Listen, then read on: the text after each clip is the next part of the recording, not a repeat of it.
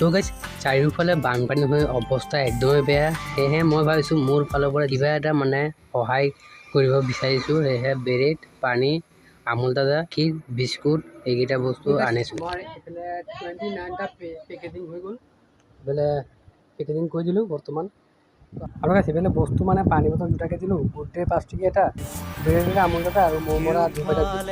এইখিনি মানে 5টা আইটেম দিলোঁ আৰু মানে মোৰ ফালৰ পৰা মই যিমানটো পাৰিছোঁ মানে এইখিনি মানে সাহায্য কৰিছোঁ আৰু মানে যিমানখিনি পাৰিছোঁ সিমানখিনি সাহায্য কৰিবলৈ মানে সক্ষম হৈছোঁ আৰু। তো গাইজ আমাৰ এইকেইটা পেকেজিং কৰা হৈ গ'ল আৰু এতিয়া আমি বস্তাত ভৰাই ৰাখোঁ আৰু অহাকালি ৰাতিপুৱা আমি এইকেইটাক দিবলৈ যাম। এতিয়া ৰাতি আমাৰ পেকেজিং কৰোঁতে 11টা বাজিয়েই গ'ল। 2টা বস্তা পেকেজিং কৰা আৰু আমাৰ ঘৰতো পানী সোমালে। এয়া চাওক, আমাৰ ঘৰৰ আগফালে বহুত পানী আৰু আমাৰ ঘৰৰ বেক চাইডে বহুত পানী সোমাই গ'ল। সেইকাৰণে আমাৰ এইফালে ৰুম এটা বনাবলগীয়া হৈ গ'ল, বহুতে পানী হৈ গ'ল। এয়া চাওক, আমাৰ ঘৰৰ পিছফালে ঘৰটো বহুত পানী হৈ গ'ল।